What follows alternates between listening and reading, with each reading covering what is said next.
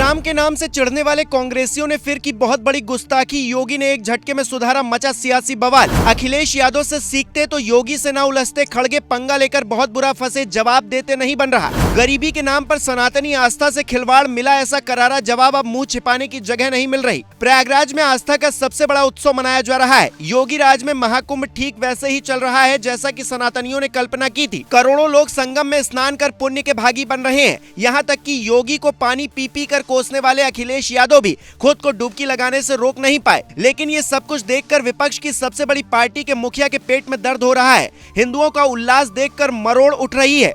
तभी तो खड़गे ये बोल रहे हैं कि गंगा में डुबकी लगा लेने से गरीबी दूर नहीं होगी। वैसे खड़गे जी को ये भी बताना चाहिए कि 70 सालों में हिंदू आस्था को नजरअंदाज करके क्या देश की गरीबी दूर हो गई। हालांकि ये बातें सियासी हैं तो सियासतदानों के मुंह से ही अच्छी लगती हैं। योगी एक संत होने के साथ साथ विरोधियों को मुंहतोड़ जवाब देने के लिए भी जाने जाते हैं। एक इंटरव्यू के दौरान बड़े ही सधे हुए अंदाज में योगी कहते हैं, नेता हैं और कांग्रेस के अध्यक्ष भी हैं, देर सवेर उनको भी डुबकी लगाने के लिए आना ही पड़ेगा। अब वो खींच मिटाने के लिए कुछ तो बोलेंगे ना। जब उम्र बढ़ती है तो व्यक्ति सच के करीब आ जाता है। उनको इस सच को भी उजागर करना चाहिए कि उनके परिवार के साथ देश की आजादी के तत्काल बाद हैदराबाद के निजाम के रजाकारों ने क्या व्यवहार किया था। हैदराबाद के निजाम और उसके रजाकार कौन थे, इस सच्चाई को जिस दिन वो स्वीकार करके जनता जनार्दन के सामने बोलेंगे, खड़गे जी उस दिन संभल की सच्चाई को भी स्वीकार कर लेंगे। जब वो अपने परिवार के साथ हुई घटना को राजनीतिक स्वार्थ के नाते डाइल्यूट करना चाहते हैं तो उनसे मैं संभल की सच्चाई या प्रयागराज के तथ्यों पर चर्चा करूं तो ये अपने आप से ही अन्याय होगा। हालांकि खड़गे को लेकर योगी रजाकारों का जिक्र पहली बार नहीं कर रहे।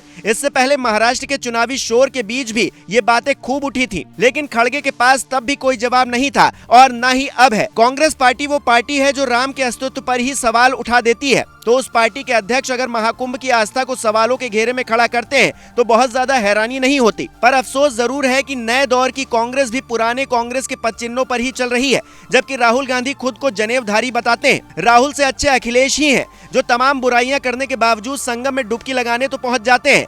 मुस्लिम तुष्टीकरण की सियासत सपा से ज्यादा तो कांग्रेस नहीं करती, बावजूद इसके सपा के मुखिया प्रयागराज पहुंचते हैं। दशकों की राजनीति का अनुभव रखने वाले खड़गे को सियासत और आस्था का फर्क कम से कम अखिलेश यादव से ही सीख लेना चाहिए था। हालांकि दिखावे की सियासत करने वाले कांग्रेसियों के लिए हिंदुओं की आस्था कोई मायने नहीं रखती, ये बात कई मौकों पर साबित हो चुकी है। हालांकि योगी सरीखे नेता कम संत उन्हें अच्छे से जवाब देना भी जानते हैं, ऐसा जवाब जिस पर नेताओं की बोलती बंद हो जाती है, जैसा कि मल्लिकार्जुन खड़गे के साथ हुआ। हालांकि सियासत एक तरफ है, हकीकत दूसरी तरफ।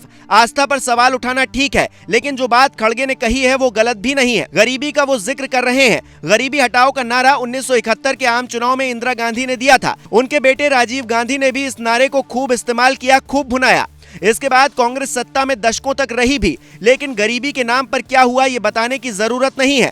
जो पार्टी सत्ता में रहते हुए गरीबी हटाओ को जमीन पर नहीं उतार पाई, वो किसी नेता के संगम में डुबकी लगाने को गरीबी हटाने से जोड़ रही है, तो इस मौका परस्त सियासत को कितनी गंभीरता से लिया जाना चाहिए, ग्लोबल भारत के दर्शक ही हमें कमेंट करके जरूर बताएं।